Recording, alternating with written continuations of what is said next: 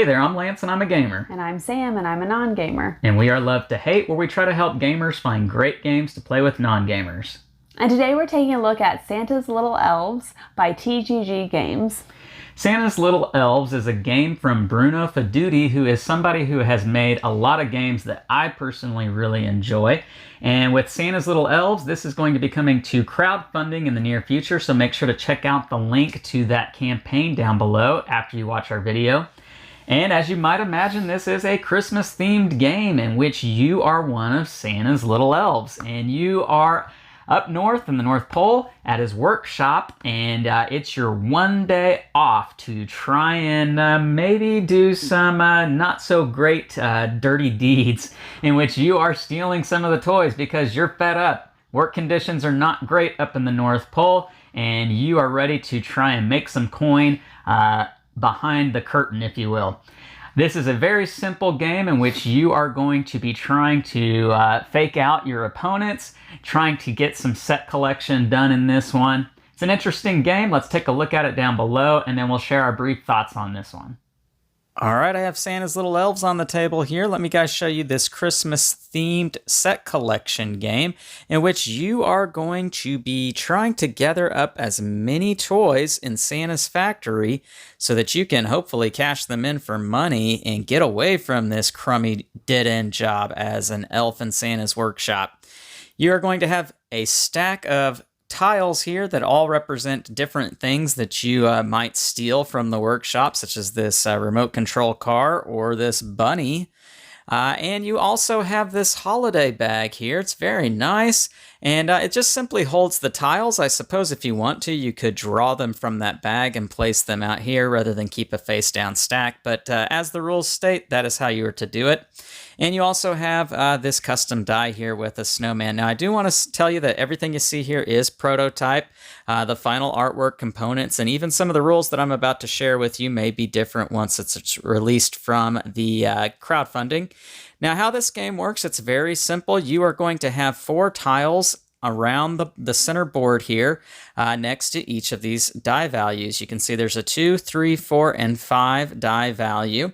And how this game is going to work is that whoever is the active player, they are going to hide this die behind their hand, away from all the other players, and adjust the value to one of these 4 numbers. And whatever that number is, that is the tile that you are trying to take. So for instance, if I really wanted this toy vehicle here, I might set it as a 4, and it would go to the player on my left. They would get a chance to guess what value I have put on this die. Obviously, they have a 1 in 4 chance.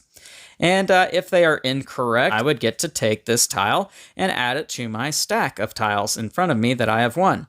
However, if the player to my left is correct in guessing the number on the die that I put, then they would get to take that tile and add it to their collection. A new tile from the stack would come to fill in the open spot, and then it would be the next player's turn. And this would continue until the stack runs out. Pretty simple, right? Let me explain to you what you're going to find on these different tiles. On most of the tiles, you are going to have some sort of toy, and it's going to have a value here. This is the number of victory points that you are trying to win, and whoever has the most victory points is going to be the winner, so this is a very important thing. But you're also going to see that on some of the tiles, you're going to see some letter blocks here, and this indicates that this is a non-electronic toy. And so non-electronic is a type of category here. Whoever has the most non-electronic toys at the end of the game, they're going to receive 6 extra victory points. You are also going to find electronic toys, such as this Walkman here. I like that. The Walkman's from like the 1990s and made it into this game. Pretty cool. And whoever has the most electronic toys, they are going to get 6 extra points as well. Now, you can see here that we already have a Walkman on the board, and if I put another one out here, this is going to be a bundle. And essentially what's going to happen anytime you have a bundle, whether it is 2 or perhaps even 3 tiles, then they all work together. And so what that means is if I adjust my die value to any one of these 3, say for instance I set it as a 3, then I am claiming this entire bundle. And if an opponent guesses any of the numbers in that bundle, well, then I'm not going to get the bundle. In fact, that player is going to get the entire bundle. So this is high risk, high reward. And so you can see how this would work out, that maybe I don't want to go for this bundle because I don't stand a good chance of getting it, and somebody else is going to take the entire thing. However, maybe I play that to my benefit and bluff people, and I end up getting to take the entire bundle because they thought I wasn't going to take it. So that's pretty interesting how that can work. Now, you do have some special tiles that are going to be coming out of the stack as well. This tile right here, in fact, the next 3 tiles that I show you, they all have this lightning bolt Christmas ornament icon in the top left, and that means that these activate immediately when you get them. This tile right here, you are going to give to an opponent if you were to get it, and this is going to give that person -5 points if they are not able to get rid of this before the end of the game.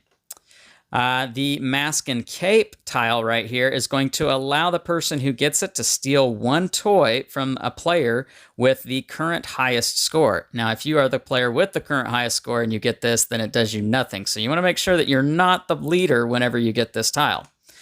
The nail gun here is going to allow you to discard 2 tiles from your choice, whether that be from yourself or from someone else. So you could use that to get rid of one of the broken toys. The next 3 tiles are going to be tiles that you can hold onto and use at any time throughout the course of the game, as denoted by the clock icon in the top left corner of these tiles. The first is going to be the megaphone, and essentially what the megaphone is going to allow you to do is make a guess as to what the opponent's die face is, even when you are not the player to the left of the active player. So you essentially get to cut in line and be that person to try and make the guess. If you are correct, you get to take the tile. If you're incorrect, then the active player gets to keep the tile. The alarm clock is going to have 2 different uses. Whenever you are the person trying to guess what the active player's die is, you essentially get 2 turns to try and guess it. Now, if you're incorrect the first time and you play the alarm clock, then the turn is just going to start over, and the active player can change their die value if they want to, or they can keep it the same, and then you get another crack at it. If you are the active player, you can use the alarm clock when the player to your left correctly guesses your die face, and essentially you get to restart your turn. You can change the die value if you want, or you can keep it the same. It's your choice. And then lastly, we have the binoculars here, and how this is going to work, it allows you to get 2 guesses as to what the player to your right put on the die. So you get 2 numbers to guess. Now, there is a catch to this one. There has to at least be 3 viable options. So basically, if we're going back to the bundle, if you recall, any number in a bundle is going to count as for that bundle. So remember, if we had a Walkman here and a Walkman here, then 3 and 4 are going to essentially be the same number. So there are only 3 options available. If we had a third Walkman out here, then 5, 4, and 3 would all be in the same bundle. So there would only be 2 options available, and you would not be able to use the binoculars. Then you also have roller skates. Now, the roller skates are a pair. If you only have one of them, you are only going to get 1 point. But if you have a pair, you get 8 points, because who needs just one roller skate? You need a pair, right? Duh. Then lastly, you have the reverse tile. Now, when the reverse tile comes out, immediately player order is going to reverse, just like in Uno. And then the tile is going to get discarded. A new one will come out. And that is that. And whoever has the most points at the end of the game is going to be the winner. And that is how you play Santa's Little Elves. Let's go back up top and share our thoughts on this one. All right, we're back, and now we're going to share our brief thoughts on Santa's Little Elves. So, Sam, this is a Christmas-themed game, and I feel like we always seem to enjoy Christmas-themed games when they come around. There's not too many of them out there. I wish there were more. And with this particular one, it's such a small, simple little game that I feel like it's going to hit the table quite a bit. Yeah. What were your thoughts on it? Yeah, I mean, we ended up playing this one in a coffee shop, and it's a small footprint and fairly easy to understand. Pretty quick game. I mean, it says 15 minutes. 15 minutes, yeah. So very quick game. game. It's easy for, I think, kids to understand. We just played it, the two of us. But yeah, overall, it's great. We have a couple of Christmas themed games, not a ton. So it's nice to have those, when the kids are home from school for a longer period of time, to have family type Christmas games to be able to play. Yeah, this is a very easy game to get into. It takes very little setup to get this game out on the table. And it can be one that you can just break out at any time, or it can be a Christmas game that you play Christmas morning after you've opened the presents or whatever, or you just need some time to unwind. I feel like it's a good family weight kind of game. You're just simply trying to fake out your opponents. Oh, you think I want to try to complete this set right now because I have those roller skates and I want that other one, but I know you're thinking that, so I'm going to go and take this one instead, kind of thing. And it's a fun little mind game trick. It was fun. It really shows you how well you know somebody, because I think the first 6 rounds, we both... We guessed each other's one that they were putting on the die. Literally the first 6 times our very first game of this one, 6 times straight. Which I don't know. I was like, I don't know how fun this is there. going to be. And as it went on, it didn't. Yeah, we started not guessing correctly each time. But yeah, I don't know what the odds are. We need to talk to a mathematician on that. But it was crazy.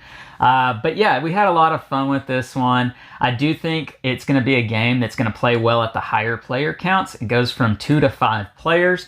The higher player counts, you're going to get more action out of those action cards. You're going to see more things happen with more players at the table. When you have fewer players, you don't get to see that as much. Even as it was still a fun game to play as a couple. Ages 14 and up. Personally, I feel like it could be lower than that. Yeah, I do too. I think our 10-year-old could probably play it. I think definitely our 10-year-old can understand this game. And so it's a simple set collection game in which you are not necessarily bluffing, but you're really trying to play mind tricks on your opponents. And so quite a fun experience with this one. I would highly recommend it. What would you say? Yeah, I think it's a great game, especially to have during that Christmas season. One that you would play with non-gamers? Yeah, for sure. It's an easy setup, quick game, easy to understand. I think it's a perfect game for non-gamers. All right, well, there you heard it straight from a non-gamer. So that is Santa's Little Elves. Make sure to check out that campaign by visiting the link down below in the description of this video. Make sure to like and subscribe and push that bell button so you get notifications of all our new content. I'm Lance. I'm Sam. And we are Love to Hate, where we try to help gamers find great games to play with non-gamers. We'll catch you next time.